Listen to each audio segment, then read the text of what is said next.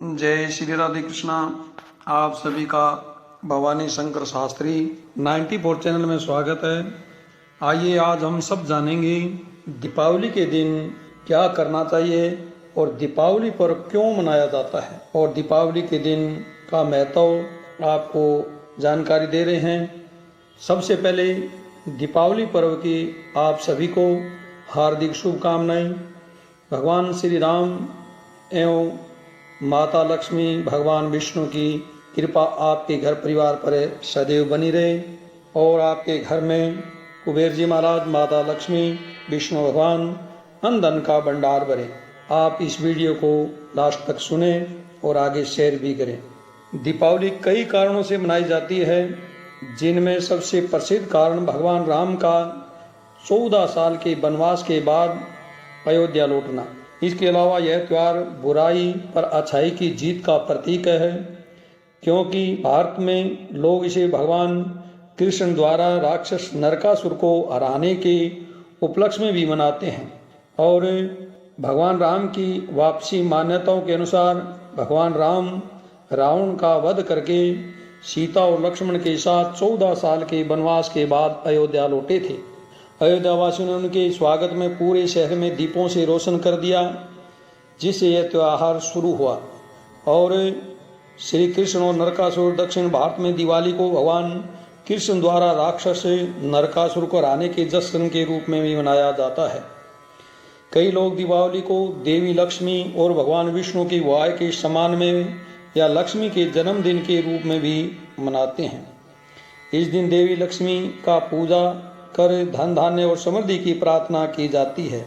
और अन्य कारण पांडवों के हस्तिनापुर वापसी या राजा विक्रमादित्य के राज्याभिषेक से भी जुड़ा है। इस दिन माता लक्ष्मी की भगवान विष्णु अपने इष्ट देव कुल देवताओं की पूजा करें और ज़्यादा से ज़्यादा दीपक प्रज्वलित करें। और एक दीपक आपके पूजा घर में घी का दीपक जलाएं, अन्य दीपक सरसों के तेल का दीपक जलाएं। इस दिन दीपक का बहुत महत्व बताया गया है और इस दिन 5 दिन तक यह पर्व मनाया जाता है। धनतेरसी, नरक चतुर्दशी, छोटी दीपावली और दीपावली, गोवर्धन पूजा, भैया दूज के रूप में दीपावली का पर्व मनाया जाता है। और इस दिन सुबह उठ करके स्नान इत्यादि करके शुद्ध वस्त्र धारण करके भगवान की पूजा आराधना करें और पकवान बनाएं, भगवान का भोग लगाएं। और दीपावली का पर्व है अपार धन समृद्धि के लिए।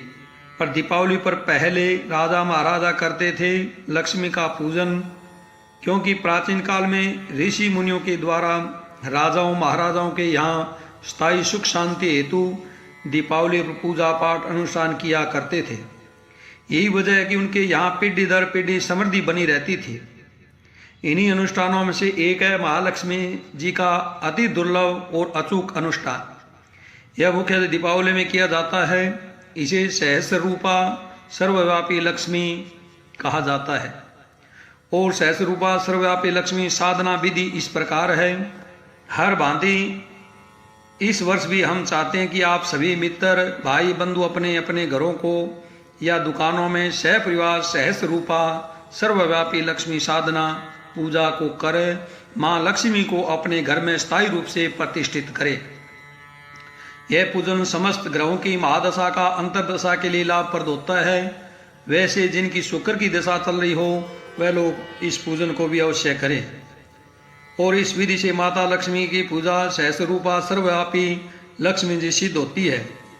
इस वर्ष पूजा को सिद्ध करने का समय भी सायंकाल में रहेगा।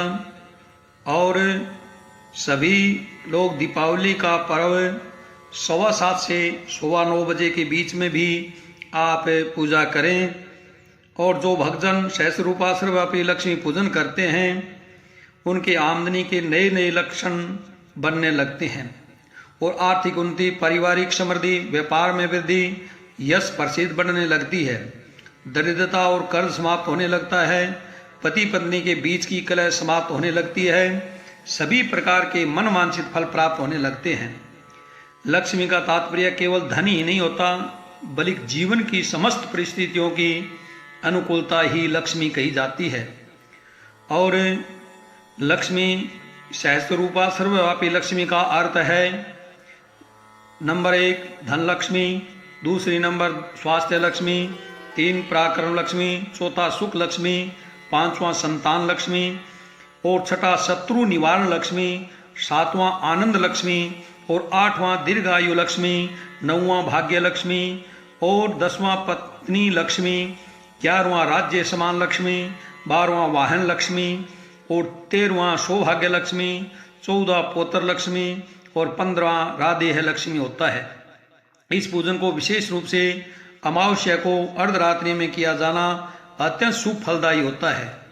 प्रत्येक दीपावली के दिन इसका पूजन करें महालक्ष्मी मैया का, और इस दिन ज़्यादा से ज़्यादा भगवान विष्णु सहस्रनाम का पाठ करें, श्री सूक्त का पाठ करें, कनक धारा का पाठ करें एवं लक्ष्मी सूक्त, अन्य बहुत से लक्ष्मी जी के सूक्त हैं, स्तोत्र हैं, वह पाठ करें।